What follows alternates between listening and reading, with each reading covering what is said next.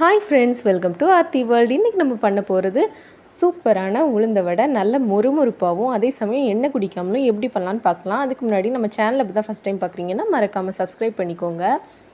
இதுக்கு ஒரு 1.5 கப் அளவுக்கு உளுந்த 1 மணி நேரம் ஊற வச்சு எடுத்திருக்கேன். இதை ஒரு மிக்ஸி ஜாரில் மாற்றி நம்ம நல்லா அரைச்சிட்டு வந்துடலாம். நிறைய தண்ணி ஊற்றி அரைச்சிடாதீங்க, கொஞ்சம் கொஞ்சமாக தண்ணியை தெளித்து அரைச்சி எடுத்துக்கோங்க. இப்போ இது கூட ஒரு பல்லாரியை சின்ன சின்னதாக வெட்டி வச்சுருக்கேன், அதை கூட சேர்த்துக்கிறேன். கொஞ்சம் கருவேப்பிலை, கூடவே ஒரு பச்சை மிளகா, கொஞ்சம் மிளகு, தேவையான அளவுக்கு உப்பு,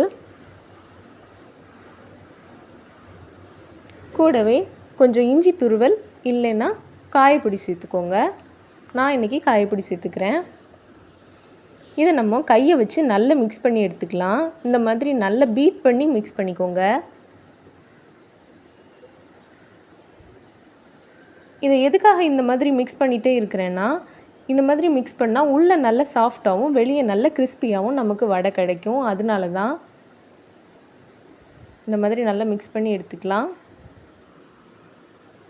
உங்களுக்கு மாவு கொஞ்சம் தண்ணி ஆயிடுச்சுன்னு ஃபீல் பண்ணிங்கன்னா கொஞ்சமாக அரிசி மாவு வேணால் சேர்த்துக்கலாம். பாருங்கள், ஒரு 5 மினிட்ஸ் கிட்ட இந்த மாதிரி நல்லா மிக்ஸ் பண்ணி எடுத்துக்கோங்க. அப்போ உங்களுக்கு வடை சூப்பராக கிடைக்கும். அடுத்து பக்கத்தில் கொஞ்சம் தண்ணி எடுத்து வச்சுருக்கேன். ஒரு கிளாஸில் இந்த மாதிரி கவரை ரப்பர் பேண்ட் போட்டு எடுத்துக்கலாம். இதில் கொஞ்சம் தண்ணி அப்ளை பண்ணுறேன். உங்களுக்கு வேணும்னா எண்ணெய் அப்ளை பண்ணிக்கலாம். இதில் கொஞ்சமாக உளுந்து மாவு சேர்த்து ஓட்டை போட்டிங்கன்னா இதை அப்படியே கவுத்தி எண்ணெயில் போட்டு பொரிச்சா ஈஸியாக உங்களுக்கு வடை அழகாக கிடைக்கும். நீங்கள் இந்த மெத்தட் ஃபாலோ பண்ணலாம், இல்லைன்னா நீங்கள் வாழை இலையில் கூட இதே மாதிரி ட்ரை பண்ணலாம். பாருங்கள் எவ்வளோ அழகாக வடை விழுந்துருச்சுன்னு. உங்களுக்கு நல்ல ஈஸியாகவும் கிடைக்கும். நல்ல மீடியம் ஃப்ளேமில் எண்ணெய் வச்சு பொரிச்சு எடுத்துக்கோங்க. பாருங்கள், நல்ல கோல்டன் ப்ரௌன் ஆகிடுச்சு.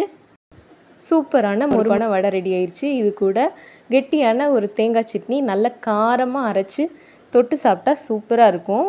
கண்டிப்பாக இதை உங்கள் வீட்டில் ட்ரை பண்ணி பாருங்கள். உங்களுக்கு இந்த வீடியோ பிடிச்சிருந்துச்சுன்னா லைக் பண்ணுங்கள், ஷேர் பண்ணுங்கள், கமெண்ட் பண்ணுங்கள். மறக்காமல் சப்ஸ்கிரைப் பண்ணிக்கோங்க. Thank you. Have a good day.